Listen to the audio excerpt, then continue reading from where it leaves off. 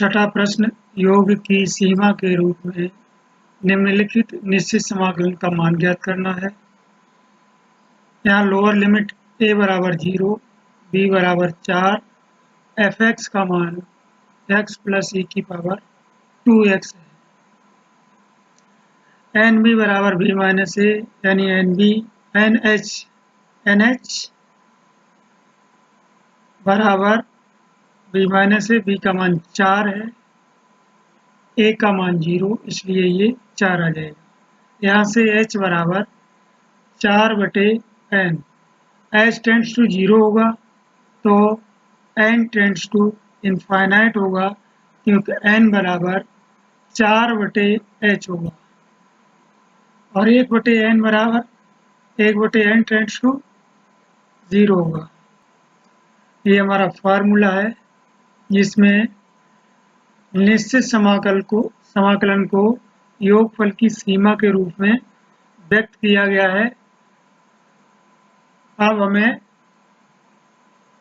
Integration of 0 to 4 x plus e की power 2x dx को ऐसे लिखना है। Limit h tends to 0, h a का मान 0 है, इसलिए f 0 आएगा, तो x की जगह 0 रखना है। 0 प्लस e की पावर 2 इंटू 0, ब्रैकेट में 0 प्लस e की पावर 2 इंटू 0 प्लस x की जगह अब 0 प्लस h, फिर 0 प्लस 2h, फिर 0 plus 3h, up to 0 plus n minus 1h तक रखे जाना है। 0 प्लस h e की पावर 2 टाइम्स 0 प्लस h, जो यहाँ पर रखना है वही यहाँ आना है, और हम इसे इस तरीके से लिखते जाएंगे। 0 प्लस 2h प्लस e की पावर 0 प्लस e की पावर 2 टाइम्स 0 प्लस 2h, इसी तरीके से plus 0 plus n minus 1h plus e की पावर 2 टाइम्स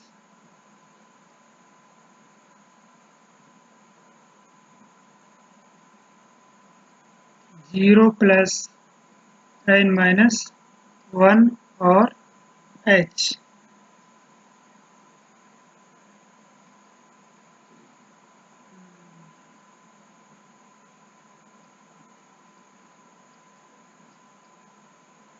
इसको सरल करना है। Limit h tends to 0, h इसका पहला पार्ट 0 हो जाएगा सब में।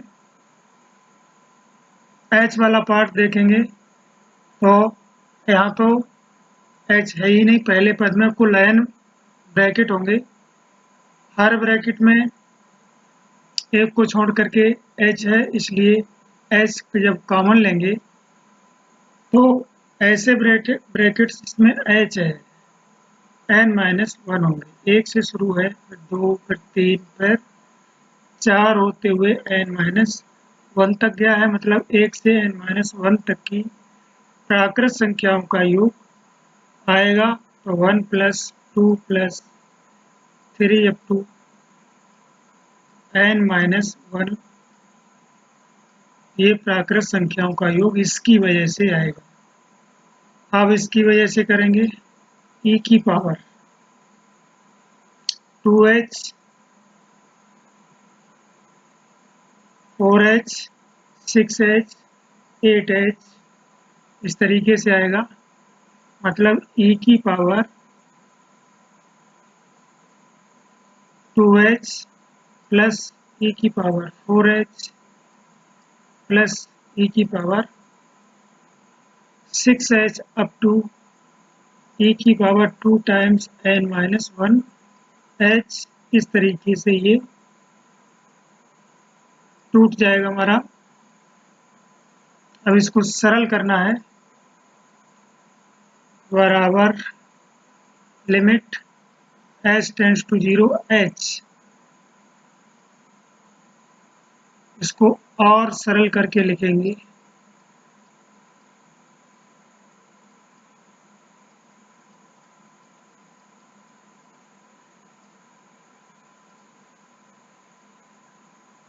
प्लस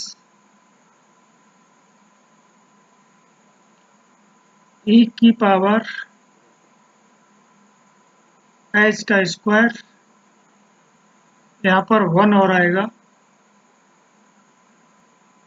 ये वाला टर्म छूट गया था इसलिए हम इसको 1 प्लस कर देंगे। e की पावर 0 1 होता है और इस तरीके से कर देंगे, ये प्लस रहेगा, प्लस यहाँ पे आ गया है,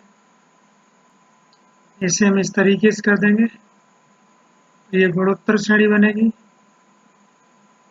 इसे हम ऐसे ही छोड़ेंगे, यहीं से गुणोत्तर श्रेणी सीधी सीधी लगाएंगे। 1 से n-1 तक की प्राकृत संख्याओं का योग ये लगेगा और ये n पदों का योग होगा, क्योंकि h के हिसाब से देखें तो यहाँ से लेकर के यहाँ तक n-1 पद होंगे। h 1 से शुरू हो रहा है, n-1 तक जा रहा है, इसका मतलब n-1 पद होंगे और एक पद ये है इसलिए n पद होंगे। r का मान गुणोत्तर श्रेणी में e की पावर 2h होगा, तो गुणोत्तर श्रेणी के n पदों का योग इसमें लगेगा और ये प्राकृत n-1 प्राकृत संख्याओं का योग आएगा। तो ये n की जगह n-1, तो n-1 n-1 प्लस 1 ओवर 2, 1 से n तक की प्राकृत संख्याओं का योग होता है n प्लस 1 बटे 2, लेकिन यहाँ n की जगह n-1 है इसलिए हमने n-1 प्लस 1 बटे 2। अब गुणोत्तर श्रेणी के n पदों का योग निकालेंगे, तो n पदों के योग में a का मान 1 है और r का मान e की पावर 2h है, तो r की पावर n-1 ओवर r-1 होता है, यानी e की power 2h whole power n, a की power n -1 over r-1 e की पावर 2h -1, ये इसका योग हुआ, क्योंकि r की जगह e की पावर 2h है और a की जगह 1 है। तो ये हमने फार्मूला लिख दिया है, इसे हमें सरल करना है, तो limit h tends to 0 h, ये इससे कटेगा, कुल मिलाकर के n बाहर निकाल लेंगे, तो 1 माइनस 1 बटे n ओवर 2 प्लस e की power twice h n minus 1 over, इसमें e की पावर 2h का विस्तार कर देंगे तो 1 plus twice h over factorial 1 plus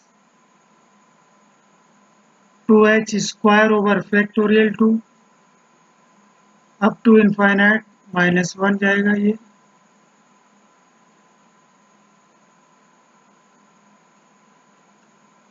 यानी limit h tends to 0 h, और अभी तो ये गुणा ही कर लेते हैं, यहाँ गुणा होगा तो h n का स्क्वायर आएगा, 1 माइनस 1 बटे n ओवर 2 प्लस 1 से 1 कटेगा, और 2h बाहर निकलेगा, इसके साथ गुणा होगा तो कट जाएगा, यानी 2 बाहर रहेगा। e की power 2 times h n minus 1 over, यहाँ पर 2h बाहर निकाला था तो यहाँ क्या आएगा 1 plus 2h over factorial 2 plus आगे बढ़ते हुए ये हर पद में h आएगा, इसलिए जब h को टेंड टू 0 करेंगे तो ये 0 हो जाएगा ये पार्ट पूरा।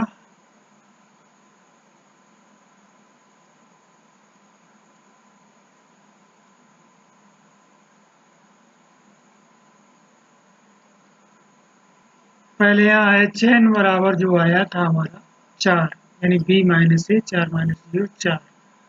अब यहाँ पे 4 रख देंगे, 4 का वर्ग 1 माइनस ए गुटे एन बटे 2 प्लस 2 e की पावर 2 इंटू 4 माइनस 1 बटे 1 plus twice h over factorial 2 plus twice H square over factorial 3।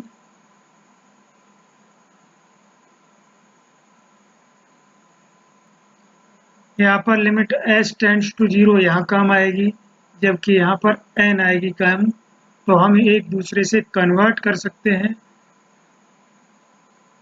क्योंकि हमने यहाँ दोनों के लिए कर लिया है। h टेंड्स टू 0 होगा, इससे ये निष्कर्ष निकलेगा कि n टेंड्स टू इनफाइनाइट है, और इसमें हम 1 बटे n टेंड्स टू 0 कर सकते हैं, यानी इसकी ये 0 रख सकते हैं।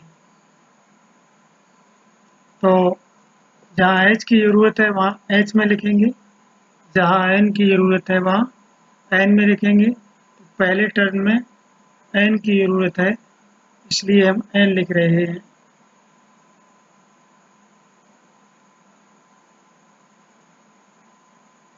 चार का वर्ग 1 माइनस 0, या अभी हम इसको यही लिख देते हैं 1 बटे n, फिर मान रख लेंगे वो over 2 plus limit h tends to 0 e की पावर 8 माइनस 1 ओवर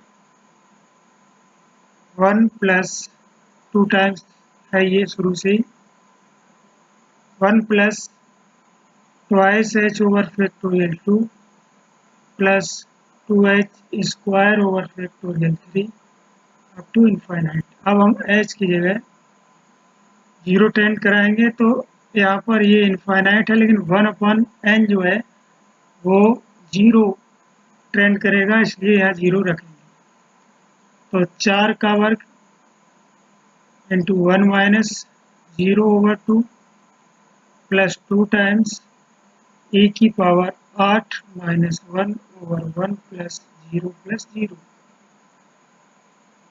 यानी 16 बटे 2 प्लस ये नीचे 1 बटे 2 रहना चाहिए, इसलिए हम 1 बटे 2 करेंगे, या 2 हो गया है, ये हो गया हमारा, यानी 2 ये आ गया 16 प्लस e की पावर 8 माइनस 1, यानी e की पावर 8 प्लस 15 ओवर 2, ये हमारा आंसर है। 0 to 4 x प्लस e की पावर 2x और dx। ध्यान रहे ये 1 बटे 2 है।